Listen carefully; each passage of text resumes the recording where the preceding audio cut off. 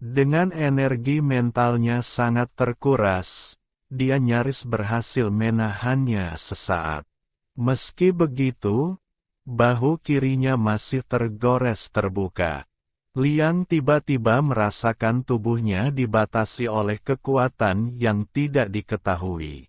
Sejenak, tubuhnya lepas kendali, seolah kekuatannya telah terkuras. Perasaan ini membuatnya takut. Dia tidak pernah menyangka bahwa betina kecil yang tampak rapuh dan tak berdaya bisa memiliki kekuatan eksplosif seperti itu.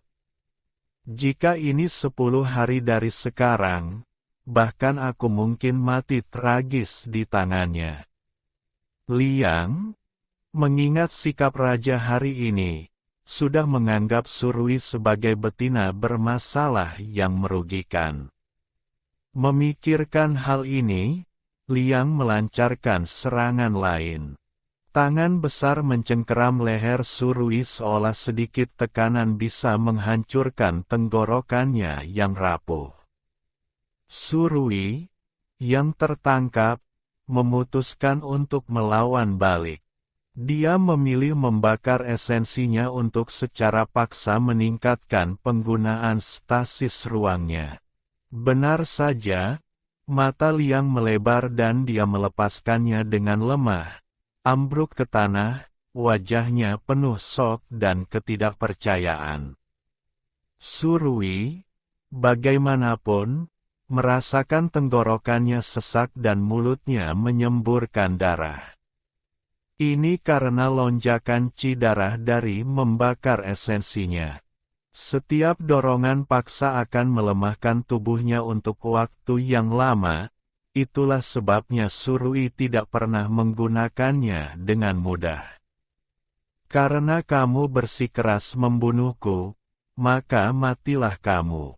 Dia telah bertahan selama 3 tahun di kiamat. Dia tidak pernah menjadi orang yang baik hati.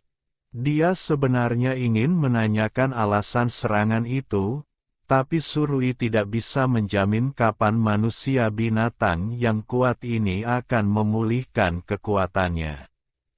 Belati di tangannya berkilau, hendak memenggal kepala Liang. Pada saat itu, Liang tiba-tiba mengulurkan tangan kanannya dan mencengkeram mata pisau belati yang tajam. Surui terkejut. Dia tidak menyangka dia masih punya kekuatan untuk melawan. Tidak, pria ini terlalu kuat. Dia bisa merasakan dengan jelas kekuatan pihak lain perlahan pulih. Dia mengatupkan gigi dan mendorong belati yang dipegangnya dengan keras ke depan, tapi tidak bergerak. Pada titik ini, tubuh Surui mulai gemetar, dan kekuatannya mulai menurun. Oh tidak, stasis ruang yang dipaksa aktifkan akan habis. Aku harus membunuh bajingan ini sebelum aku ambruk.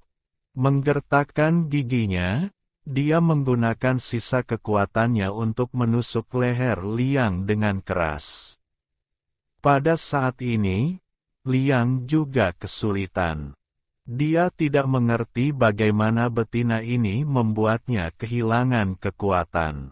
Dia hanya bisa mengandalkan kontrol diri yang kuat untuk nyaris bertahan pada pemburu itu. Keringat dingin mengalir di wajah Liang.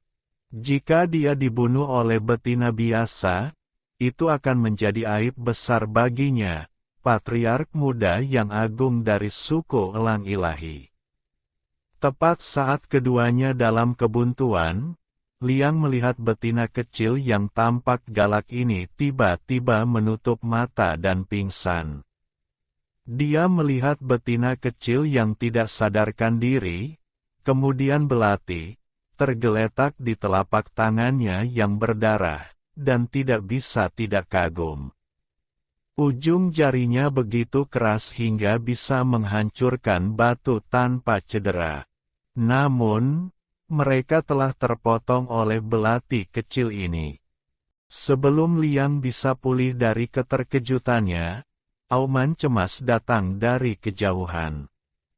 Liang, Surui terbangun di sebuah gua, masih tidak sadarkan diri. Seorang pria tampan sekuat Simba dengan lembut menyuapinya sesuatu.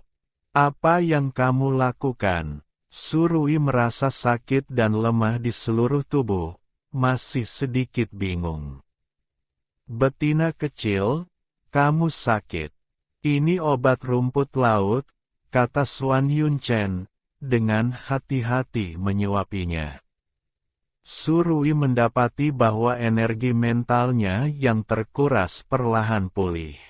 Meskipun cedera fisiknya tidak berubah, sakit kepala yang membelah sudah berkurang cukup banyak, dan mengejutkannya, kemampuan penyembuhan dan kemampuan ruangnya juga perlahan berubah. Matanya berbinar. Apakah kamu punya lebih banyak dari yang kamu berikan padaku? Kamu tidak bisa makan terlalu banyak ini. Apakah kamu lapar? Buah beri. Xuan Yunchen dengan cepat mengeluarkan beberapa apel merah dari kulit binatang terdekat. Dia sebenarnya ingin memberinya daging, tapi ingatan leluhurnya mengatakan bahwa betina yang sakit tidak boleh makan daging. Tidak, aku harus membuat betina kecil makan lebih banyak daging dalam beberapa hari. Dia terlalu kurus. Meskipun dia berpikir demikian, dia tidak bisa tidak bertanya, bagaimana dengan daging? Surui menggeleng. Meskipun dia sangat pusing, pemikiran bahwa pria liar ini adalah ular yang menjulang tinggi membuat darahnya dingin. Dia tidak punya nafsu makan untuk daging. Dengan cemas, dia makan buah. Kemudian matanya mencari ke sekeliling dengan tampak mendesak. Apakah kamu mencari ini? Xuan Yunchen entah kapan memegang tas ransel kecil, tas yang dibawa Surui. Melihat bahwa betina kecil membawa tas kulit binatang misterius ini, bahkan saat tidak sadar, awan menggelayuti wajah Xuan Yunchen. Bisakah ini diberikan padanya oleh manusia binatang yang disukainya? Jika tidak, kenapa dia begitu menghargainya? Pemikiran bahwa betina kecil sudah memiliki manusia binatang yang dicintai dipenuhi aura yang mendinginkan. Betina kecil adalah miliknya. Siapa yang berani menginginkannya? Jika mereka melakukannya, mereka tidak boleh menyalahkannya atas pembantaian. Surui merasakan niat pembunuhan yang dingin dan menggigil, dengan cepat memeluk tas ransel ke dadanya. Ini menyimpan semua barang miliknya, barang penting untuk bertahan hidup. Di dalamnya tidak hanya belati, korek api dan air, tapi juga obat penenang dan pistol yang berisi peluru. Melihat Surui memeluk tas ransel erat-erat, pupil Xuan Yunchen menyempit, dia mengulurkan tangan panjang dan langsing, merebutnya langsung, dan melemparkannya ke sudut. Gerakannya begitu cepat, Surui bahkan tidak bereaksi. Kamu? Apa yang ingin kamu lakukan? Surui merasakan lonjakan niat pembunuhan yang tiba-tiba dan secara naluriah mundur, menelan dengan susah. Mata indahnya dipenuhi teror. Sudah berakhir. Senjataku hilang. Aku benar-benar mati sekarang. Kemari, Xuan Yunchen memerintah dengan dingin.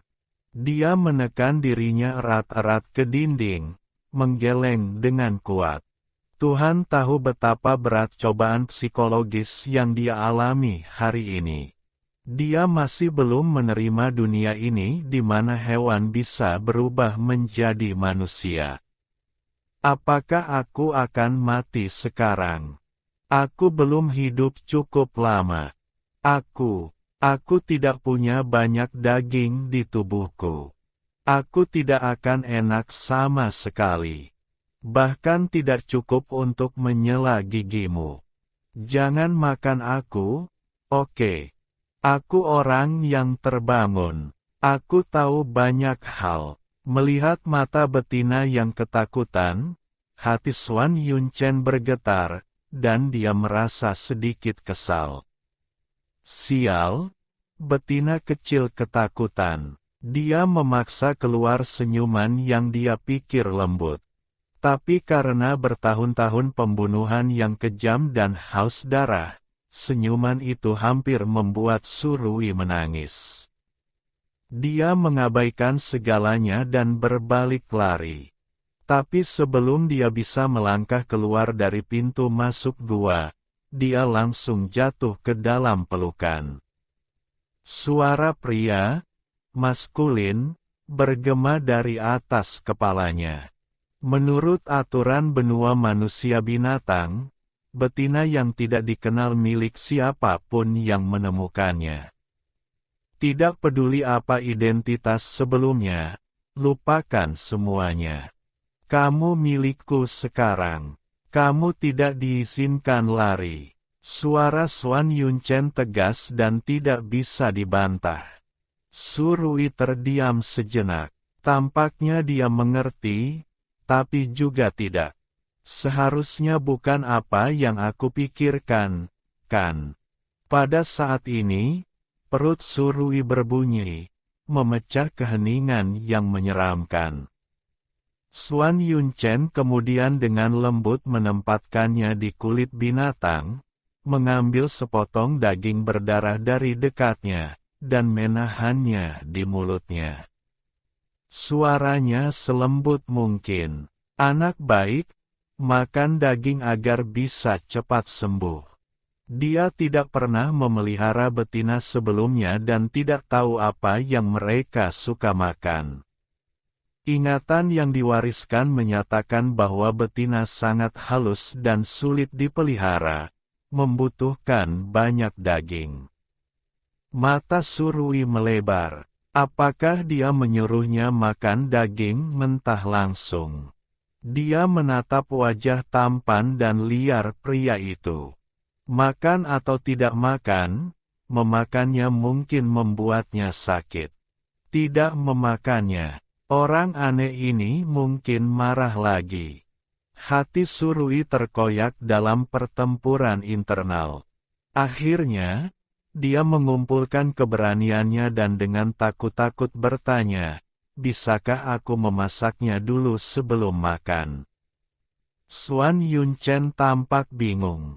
Dimasak? Apa itu? Wajah Surui membeku.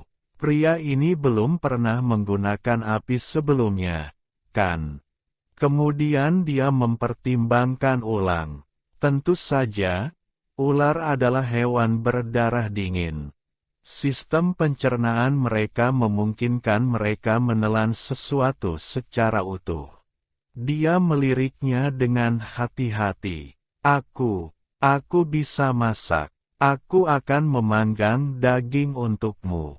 Melihat bahwa dia tidak berbicara, Surui diam-diam menghela lega, memikirkan untuk pergi mengambil kayu bakar.